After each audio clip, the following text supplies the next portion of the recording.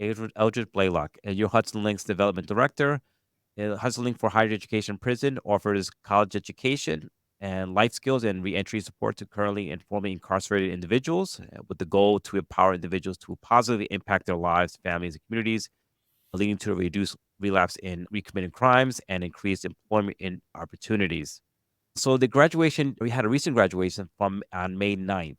I believe this is the first one since the pandemic, in-person graduation, or because it was there was sort of like it was put on hold for the pandemic. Is that correct? That is correct. That was one of the last facilities that allowed us back in to actually hold in-person graduation.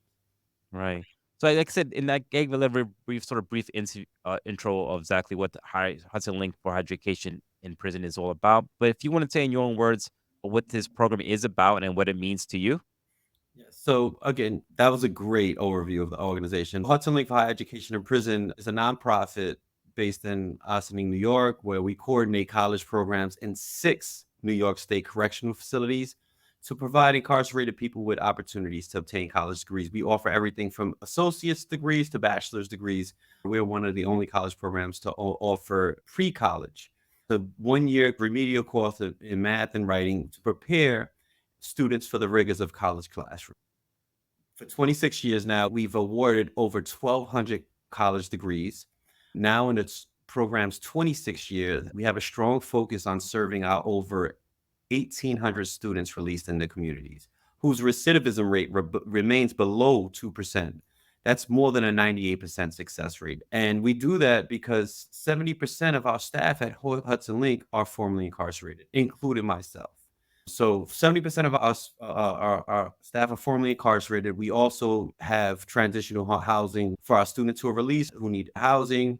Our housing is located in walking distance to our office building in Ossining, New York. So our students who are released, they have direct access. As soon as they get released, they come to our office. We also have a fully stocked clothing store that we call the boutique, which is literally 50 feet from our office as well. So our students could get that real life shopping experience with no cash register. So we provide them with everything from business attire, activewear, laptop computers. We help them set up their email accounts. We provide them with cell phones. I think it's important the connectivity of the laptops because a lot of our students spend 10, 20, 30, even 40 years in prison. So this is the first time they have access to a laptop. Right. So we help them set up their email accounts. With our case management, we have a fully staffed transitional services department who are with our students once they're released every step of the way. In 2022, we launched an initiative called the Finish Line Initiative, which for our students who are released who are shy credits to get that, college degree, we help them reach the finish line. We pay for everything from tuition, books, childcare, transportation to ensure that these students reach the finish line. And it's not only limited to college degrees, because a lot of our students go on to graduate degree work. We have some of our release students in law school right now, right? And even vocational trainings and certifications.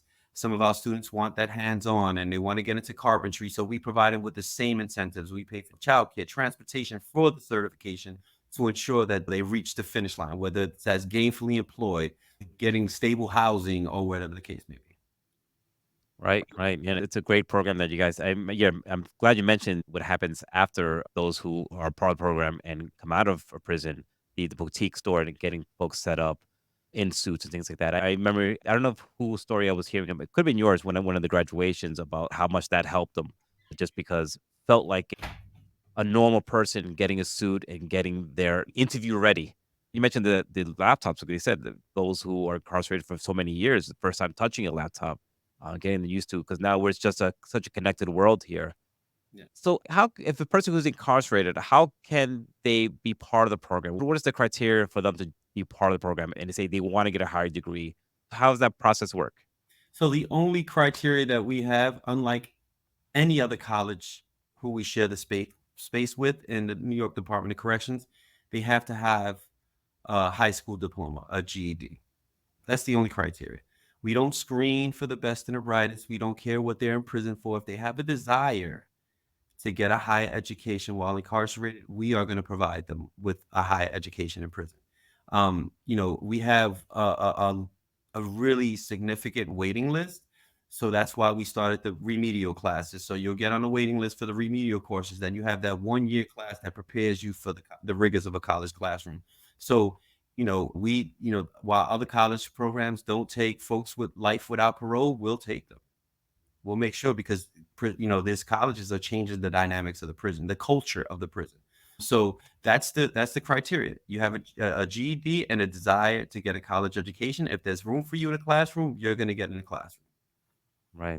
And how about you? How did you discover the program? That's a great question. So again, I not only speak from the position of development director, but I'm also an alumnus of the program. I spent 21 and a half years in prison. It took me about 14 years to arrive at a facility where Hudson Link was providing those opportunities for incarcerated individuals. Prior to my academic journey with Hudson Link, I was hopeful to get a college degree. I was unfortunately in facilities that did not provide these opportunities for folks incarcerated. But when I did arrive at this facility, it took me about a year to get involved. I went through the remedial courses because up until that moment, it was maybe like 25 years since I sat in a college classroom. So I was naturally intimidated. I got into Hudson Link once I arrived at Sullivan Correctional Facility in 2012. And I was enrolled in college in 2013. And I graduated at the top of my class. Wow, congratulations, sir. Thank you. And how was that feeling? Because like I said, I've attended some couple of graduations. It's a really emotional event for It everyone is. involved. Families there, it's great seeing that the support they have outside of the prison system with their families there who show up. And I know the graduates are so proud of themselves walking the stage and getting their diploma, and I'm hearing all the stories there. But how was it for you getting that diploma and That achieving something like that? Yeah, achieving something remarkable. I'm the first one in my family to obtain a college degree. I can tell you that that was the biggest highlight of my 21 and a half years of incarceration. Even bigger than my bachelor's degree attainment. Just the moment, like, to hear the families cheering, for me to know that I made this accomplishment and walking down those stairs, and I'm 6'5". So I'm the last one on the line, and all I hear is the people cheering and clapping, and I remember that level of disbelief and excitement and apprehension and just a wave, a swell of emotion, just like building up inside.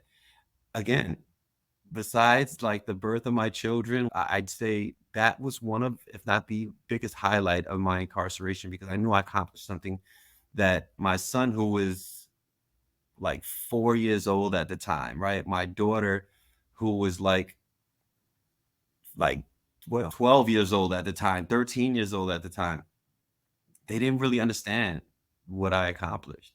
But now that my son is 11, my daughter is now in college herself, she understands the level of accomplishment that this actually was, and I knew, just looking to the future, right? At that moment, I knew that this was going to be a moment that my children, my wife, my mom, no one would ever forget, let alone myself. Right, right. I mean, being in college itself is challenging. The coursework is challenging, but you have the extra challenge of being incarcerated. How was that? How was it being incarcerated while going into classes? Did other inmates or other prisoners look at you differently with those type of challenges there? Was it conducive to you to learning? 'Cause I just can imagine some of the challenges that you do face on a day to day being incarcerated. Absolutely. First, I want to just take a moment, right? Especially for the listeners of the podcast. There were moments like sometimes the language, right? The way that how we identify our incarcerated people. We often, society at large, it's a growing concern of how we address or how we look at our incarcerated, formerly incarcerated. People often use words like inmate and prisoners to identify groups of people who are incarcerated. There were times that I didn't know. I used to call myself a convict before I was educated. So I think moving forward to enlighten and educate a lot of people, the listeners and stuff like that, to identify folks who are incarcerated as people. We Okay. all are students. But yeah, so it's hard. Bear in mind that nothing changes when you become a college student. In fact, it becomes a lot harder as an incarcerated student. You still get subjected to strip searches. You still get subjected to walking through magnometers. And if anything, I often say that Like a lot of colleges in prison exist inside the Department of Corrections, not because of them, but in spite of them, right? You get subjected to folks who don't want to see incarcerated people get a college education, right? So yeah, it's a challenge, but once you have that desire and motivation and tunnel vision, which so many folks who get when they're in a college classroom, nothing else matters. It's so challenging to try to get your studying done. You can't get it during the day. It's so loud. So oftentimes, and I know it's going to be a common thing amongst incarcerated people, their stories that most folks will wait till like 3 in the morning to start getting their studies done, to try to write their paper, right? To try to get at least their notes done because that's the only time you get where this complete quietness inside the in facilities. So it's a challenge. But again, once you have that motivation, once you have that desire to get that high education, right? When you have that motivation that this is something that no one can ever take away, any level of academia that you reach can never be taken away from you. That's a college degree that's going to be with you forever. I think you disregard or you try to put everything else to the side and focus on that college degree. Yeah, absolutely. And I do apologize if I've mislabeled or anything like that. No, that's totally fine. Hey, like I said, I was calling myself a convict at one Yeah. time, right? Before I realized, hey, I'm a person, right? I'm a student, more Yes. importantly, right? So it's no, and no apologies necessary. This is how, information travels, right? And this is how, yeah. So You definitely mentioned that, like, why folks who are incarcerated should get degrees. Because as a reporter, when I reported on this story, I went in there not knowing much about the program, and I was really just a wave of emotions when I was leaving Sullivan County Correctional Facility, just about so many mixed emotions about, what was happening. But when the story went live on our website and Facebook, a lot of the backlash, I was surprised by a lot of the backlash saying, "Why are we paying for this? Why are we paying for these people to get education?" And of course, I even though I could tell they didn't read the article because I stated in my article that the funds for this organization doesn't come from taxpayers' of money; it course, comes of from course, private. So it just means they don't read the article. But you have that backlash, and then of course, thankfully, a lot of people respond to that and saying that this is good for those folks because they are bettering themselves while they're incarcerated. And not only that, there was that old thought process of, oh, you go to jail because you get it and you get rehabilitated. But, I don't know what that means really anymore. But yeah, you're making yourself better and having a plan for those who are leaving the prison walls. And you say you're having a sort of a plan. And I think Hudson Link has that connection for you, getting you, help you with your job interviews, getting dressed for an interview. And for you personally, having a job within the Hudson Link program. How did that come about? You actually joining the system, joining the organization as an employee. yeah, that's great. So let me get to the first point first, and then Yeah. I'll get how because it's a cool. I think it's a pretty deep, cool story how I got here. So folks who there's always going to be pushback, right? That's that Yeah. force field analysis. Those who are all for the, college and prison, and those who are against it, who are not really knowledgeable, and which is understandable, right? There are folks who used to say, in certain facilities I was in, what does my son have to commit a horrific crime to get a college degree? Like the absurdity of that notion, right? But I would say 98% of people who are currently incarcerated are one day going to be released, right? And the whole idea of crime and punishment, people go to prison to be, they want them to be punished instead of rehabilitated, not understanding that 98% of these folks are going to be released and they're going to be your neighbor. Me, no one likes crime, and I don't like crime, right? I spent 21 and a half years in prison trying my best to be a better version of myself, whether it be through helping others while incarcerated, which came through my education, understanding the dynamics, right? When, don't you, we, education is, for somebody to be released with a college degree who understands their history, who understands what it takes to be a part of the social fabric of this community. But I'd say about 60 something percent of our students are now at the forefront of civic engagement, right? Helping build the communities that they once took part in destroying. And that all came through, most of it came through their education while incarcerated. So why wouldn't you want somebody college educated who's living right next to you? Right? That's what I tell folks. Like that, I understand people commit crimes, they're paying for their mistakes. right? But wouldn't you want them to get the rehabilitation that the help that they need while incarcerated? And if the numbers, men lie, women lie, numbers don't, right? We can provide the data. 26 years of recidivism rate less than 2%. And we have over 1,800 students released in the community right now. And these are their neighbors. And they would never know that they were incarcerated unless they told them. Right. And that's due in large part. I want to give all the credit to Hudson Link and their college degree, but in large part, it comes through their education. I can speak for myself. My education, I went to prison reading at a 7th grade level, doing math at a 6th grade level.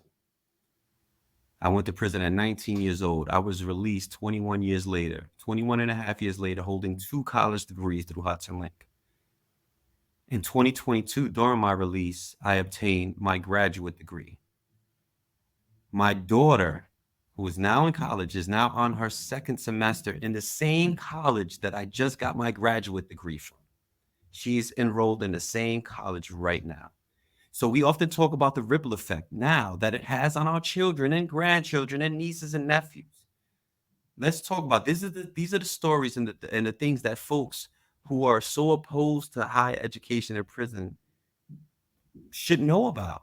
These are the things, and I'm not the exception. There's so much untapped potential behind those prison walls. Men, people just waiting for that chance. Forget second, third, fourth chance, just waiting for that chance. And it's through higher education in prison that these folks are going to have that chance, because once they get that chance, again, the less than 2% recidivism rate speaks for itself. Now, once they're released, they're going to be pillars in the communities. They're going to be working in the nonprofits. We have, practicing attorneys right now.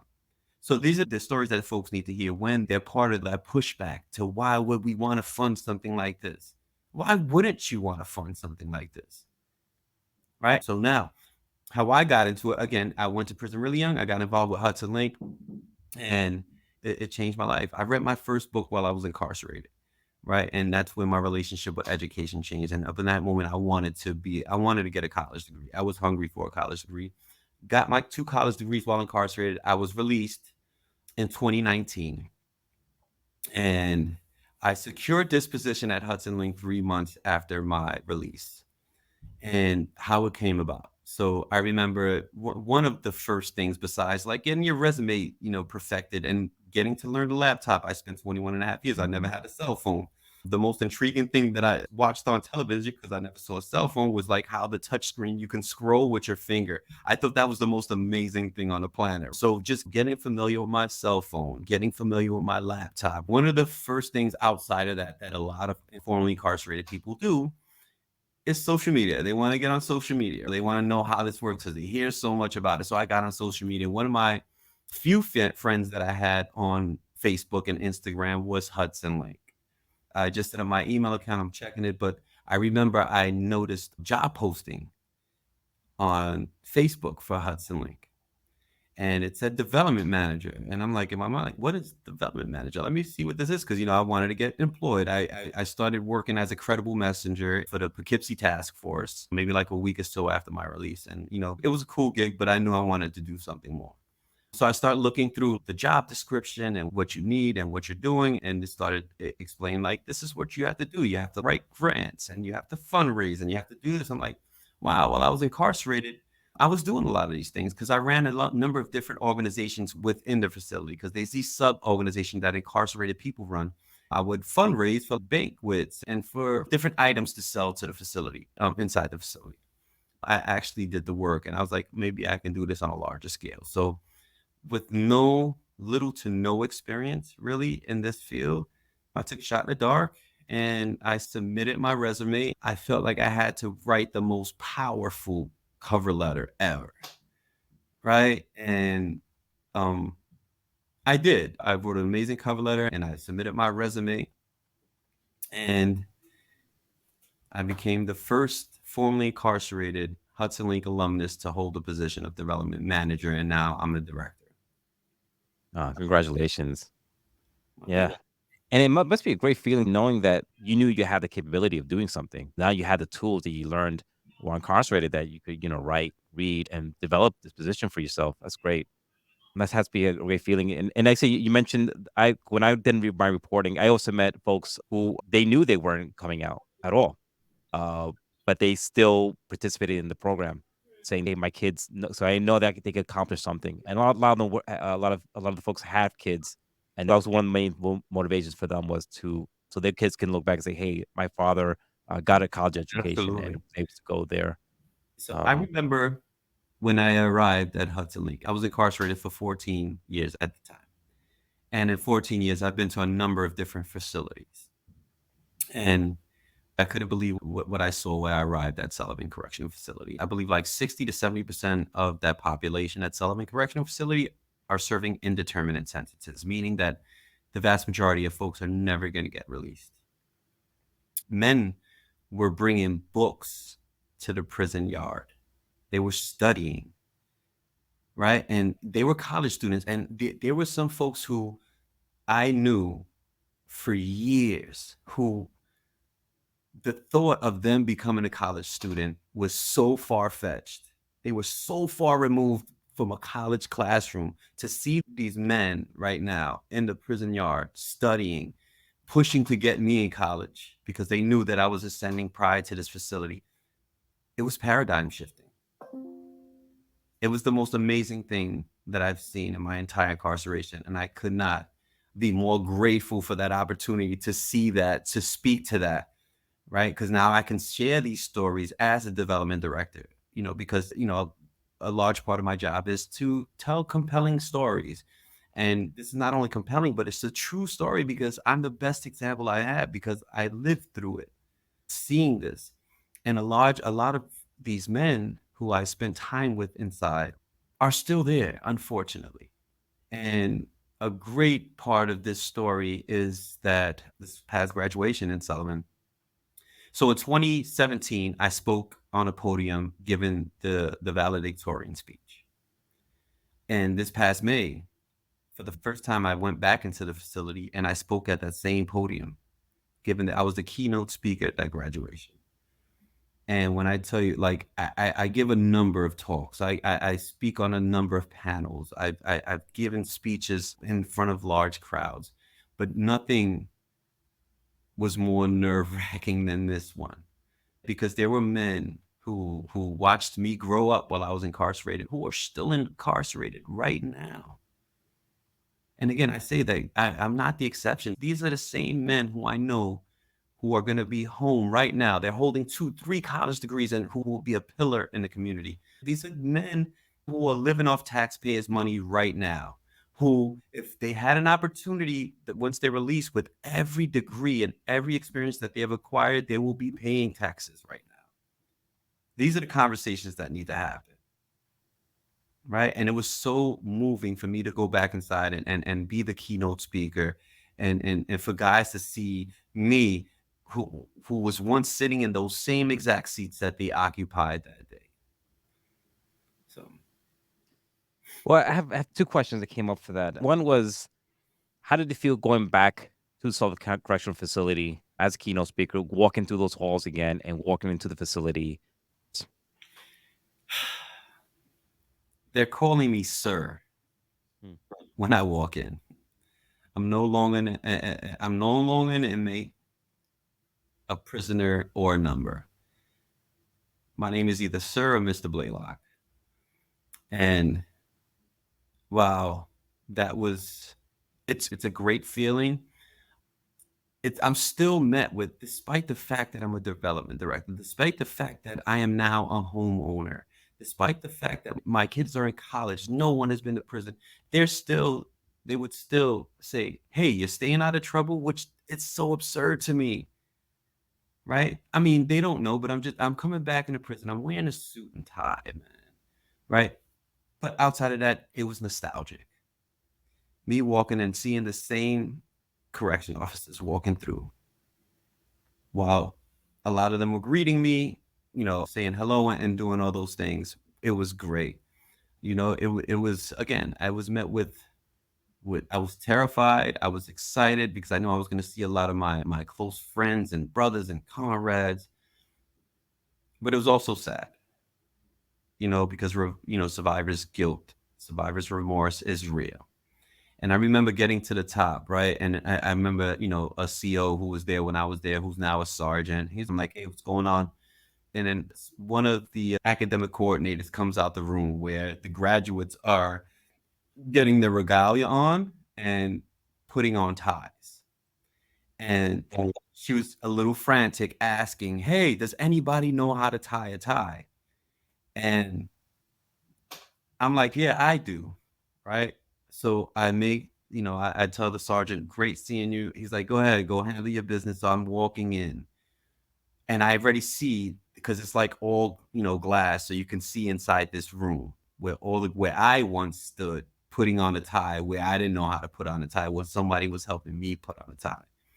And I remember walking in that room with my colleague and everyone is watching me walk through the glass. And I'm like, this is going to be really heavy for me. And I walk inside and everything stopped when they saw me. Everything stopped. Everyone just looked up in like amazement or just disbelief, like they don't know if I'm really there.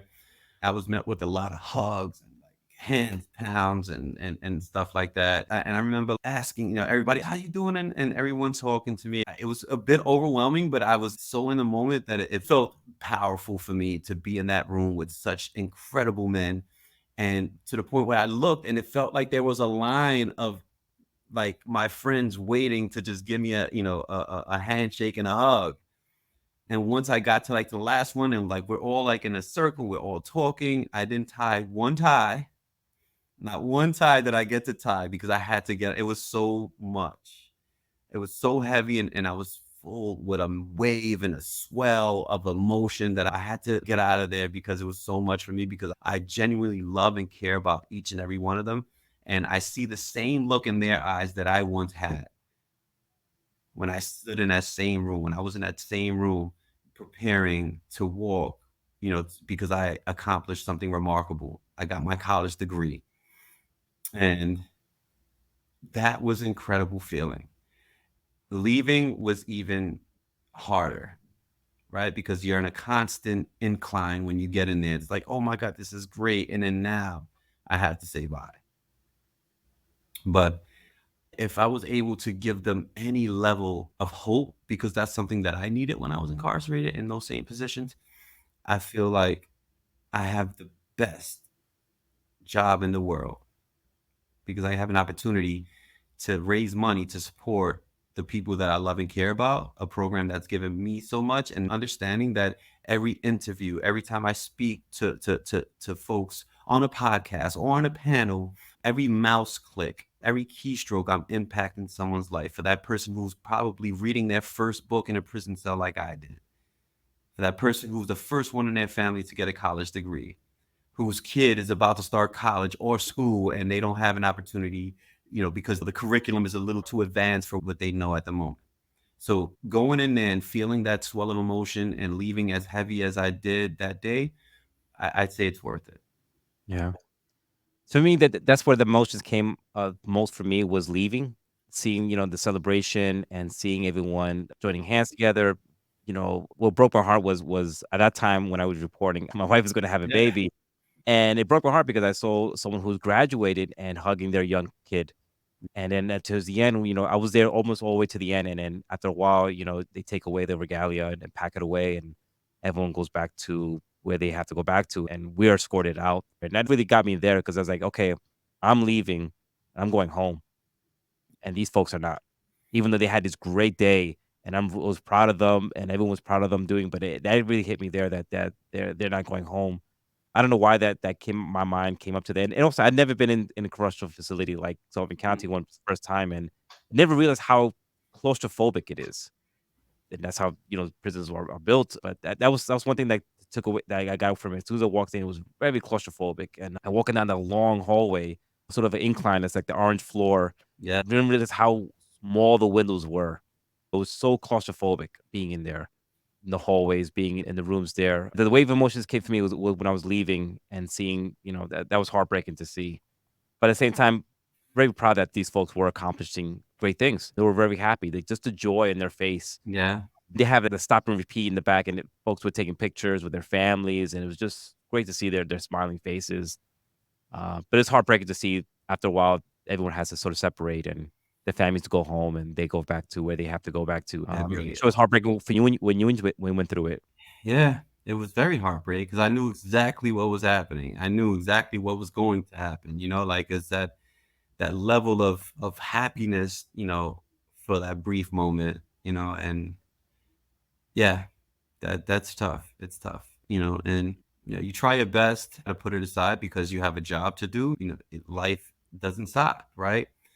It's a huge reality check. It's a constant reminder anytime I step inside those facilities. I understand what these guys are up against because I sat through those seats for 21 and a half years of my life. Now I have an opportunity to give back. So while that may provide a small level of comfort, it's still a lot to carry, especially when you go back into those facilities and you see that level of happiness and knowing that in a couple of hours it's over. You're gonna see them kissing and it's kids crying because they have to leave their father or their mother, families crying, mothers crying. So Yeah. it's really tough, but it's still an accomplishment that not too many people in this world can accomplish. And despite the odds of everything that we've just explained, having to stay up till 5 in the morning to try to get a paper done because it's too loud throughout the day, or you have other obligations throughout the facility, right? It's an accomplishment that they can carry with them forever. And believe me, there's nothing different than the rigors of a traditional college classroom. I'll tell you that much. If not, it's so much harder because I've had the privilege of receiving two types of educations. I had the traditional campus for my graduate degree when I was released, and my in-prison college experience, right? And I think my in-prison college experience was so much richer than my traditional campus graduate degree journey. And I say that because at the start of my academic journey at Sullivan Correctional Facility, I remember my first composition class. My professor said he'd rather teach inside of a prison college classroom than a traditional campus, right? And in my mind, I'm like, okay, guy, this is a person coming in to provide me with a service. He knows a lot of these folks are never going home. He probably feels a little sorry for folks. That's why he's saying that. But throughout my 7 year, academic journey while incarcerated, every single professor said the same thing, right? There has to be some truth to it, right? So now I'm released 2 years after me, 3 years after my release, 2 years after my release, rather. Actually, a year after my release, I start my academic journey in my graduate degree for my graduate degree. And I'm in a classroom. I'm excited. I have my laptop out. I'm at the front of the classroom. I want to engage with the professor. And I'm looking around, and every student has their laptop open. But this student is looking at Instagram. This one is at Snapchat. This one is texting. I'm seeing all this, and it's just the professor and I having a one-on-one conversation. And then that's when it was that eureka moment. Like, this is true. I understand why they'd rather be inside the facility with Hudson Link, teaching for Hudson Link than on the traditional campus, right? I'm able to, at the stroke of a keystroke, I can literally go on Google Chrome and look up social class and Karl Marx, right? However, and while you're incarcerated, there's none of that. You have to go to the library and get an encyclopedia. You have to handwrite these notes. There's no copying and cutting and pasting. That's why I say my in-prison college experience was so richer than my traditional campus academic journey. Yeah, you were more engaged, you're more invested in that because of what you were going through while incarcerated. I could definitely see that, and that's one thing I was gonna bring up to you that is, you post incarceration that, I know a lot of students take this for granted, college education because it's something they have to do or something, Absolutely. whatever, but, while you're incarcerated, you couldn't take it for granted because you were working, so you were striving for something, Yeah. for that And it's like a complete. competitive nature amongst incarcerated men. Like, Yeah. everyone is striving, everyone, and like to the point where professors can't even get to all the questions, and I'm the only one while I'm in my while released on a traditional college campus. I'm the only one asking questions, and I'm like, wow, this is not what I anticipated, right? But again, I had nothing to compare it to. And folks who are incarcerated, and I can speak for myself as well, they have so much more to prove. They wanted to prove to themselves, perhaps even to their families, more importantly, but perhaps even themselves, that they still had value. Right. It's through that education that we were afforded that value. The first time I was called something other than a number or a prisoner or an inmate was while I was in a college classroom where they called me a student. And that was important to me. And that was life changing, frankly. Yeah, absolutely. We're wrapping up here, and then one of the questions I had was, you spent 14 years before you got introduced to Hudson Link, and I just wondering what life was like for you mentally before Hudson Link, and how was that change once you got into Hudson Link and knowing that you have this game plan now to get your degree? What was life like for you, and what was your sort of mindset going in? So that's a great question. I mentioned this earlier. I entered prison at 19 years old. I was sentenced to 22 years to life when I was 21 years old. The number as a prison sentence was longer than I had been alive at the time that I was arrested, right? So I couldn't do 22 years, right? And I certainly couldn't do it in a prison yard, but that's exactly what I started to do, right? Because when you enter prison and young and uneducated, you have two options. You can either go to school and get your GED, you can go get involved with different positive programming, vocational certifications, or you can go to the prison yard. And me, young and uneducated, I went to the prison yard. That decision was easy for me, right? I'm going to hang out with my peers. And it wasn't until I was 23 hours locked down in solitary confinement that I read my first book, right? And again, as I mentioned earlier, that's when my relationship with education changed. That's the moment I realized that hopelessness, solitary confinement will be my reality if I don't make a conscious effort to do something. So once I was released from solitary confinement, while I did have some bumps in the road, I did start ascending. I did get my GED. I did begin to get involved with different positive programming.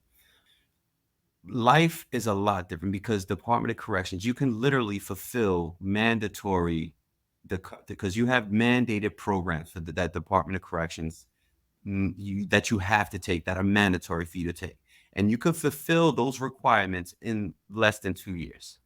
So after that, if you have 22 years of life and I now have all of my required programming that Department of Corrections mandates, what else is there to do? So I started getting involved with different organizational programs. I became a youth assistance program coordinator, facilitator, speaking to the youth from the local schools and group homes and youth centers that used to come in. I started to run the Prisoners for AIDS Counseling and Education program. I was the president for African Culture Awareness Organization and the LEP organization, like these different sub organizations inside the facilities where we ran different classes like economic awareness, right? I'd read books on say whatever, say real estate, and certain guys who are really good at that, and we'll run classes for the general population, whoever wanted to attend these classes. So while I wasn't in a college classroom, I started to ascend outside of a college classroom with hopes of getting into one day. So because again, there's nothing else the facilities they can provide. They're not going to provide you anything outside of your mandatory programs. Once you accomplish those, that's it. You can do what you want. I could have literally for 22 years of my life um stayed in my cell and watched TV, and no one would have cared. And that's the level of rehabilitation that the Department of Corrections will provide. But I said I couldn't do that because I had family, I had loved ones who were waiting for me, were rooting for me, and I had to make that conscious decision to make that change that I hope to be one day. Before we go, is there anything else that we have not touched on you want folks to know about you or about the program or anything else? I think Hudson Link is more than just higher education and prison. The vast majority of society will look at the incarcerated by what they've done. I'm here to tell you that they have to link in what's next. And what's next is higher education in prison. Again, like our recidivism rate speaks for itself, right? Even though that's not the determining factor for why college and prison should be it. But again, as I spoke about the ripple effect that it's having on children and grandchildren, right? Our students are at the forefront of civic engagement. We have practicing attorneys. We have guys who've been nominated for Emmys, who sat with the president. You know, this is the impact that this program is having, because it's not just about the work we do inside the prison. It's once they're released that the work that we do inside is manifested. The accomplishments, the impact stories that we have on our website at Hudson Link for Higher Education in Prison, our website, you can see all the impact stories. We had we literally just had 6 graduations, and we have 2 more. We have one tomorrow and another one in 2 weeks. All the stories that you and I just shared are happening right now. And I just hope everybody who's listening right now gets involved. That's it. Yeah, absolutely. We're talking to Eldredge Blalock, Hudson Link's development director. Thank you so much for talking to me, telling me your story. It's really great inspiration, and like I said, I'm glad you got into the program because I'm sure you have inspired countless other folks to follow in your path. And it also, of course, most importantly, inspire your children. So thank you for doing it. Thank you. Thank you for having me. I appreciate that.